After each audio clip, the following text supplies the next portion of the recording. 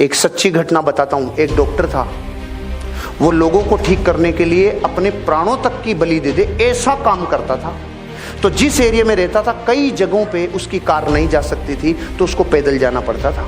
एक दिन पूरे दिन मेहनत की, रात को थक के चूर होके 12 बजे आके सोया और रात को 2 बजे उसके फ़ोन बजा।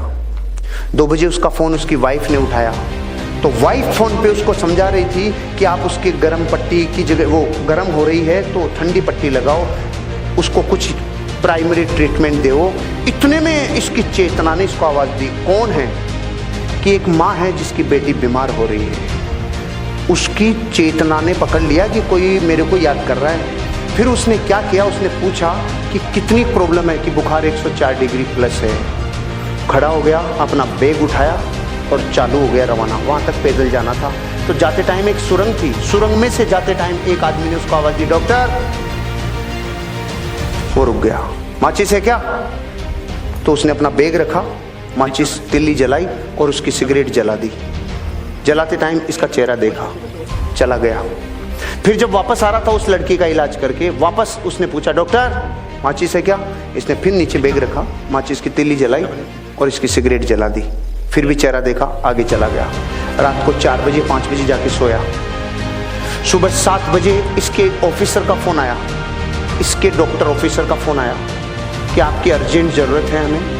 रात को अपने ऑफिसर का किसी आदमी ने मार पिटाई कर दी, बहुत ज़्यादा घायल हैं। सुरंग में किसी ने इनको लूट लिया और इनको बहुत नुकसान पहुंचा है। इनका इलाज करने के लिए आपको आना पड़ेगा।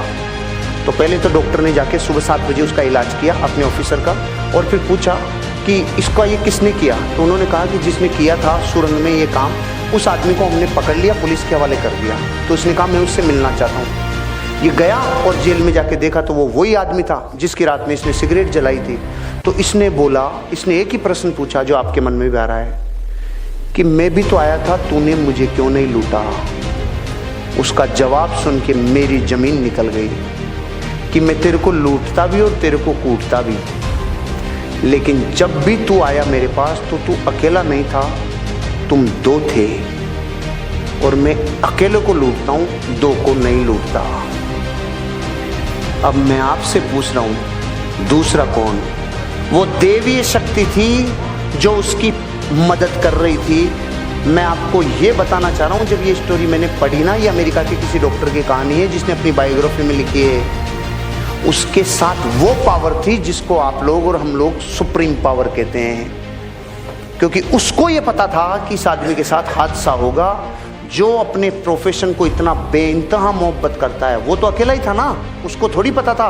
उस दिन के बाद उसको यकीन हुआ कि जब मैं अपने काम को प्राणों से ज़्यादा पसंद करता हूँ तो मेरे को कोई पावर मदद करती है।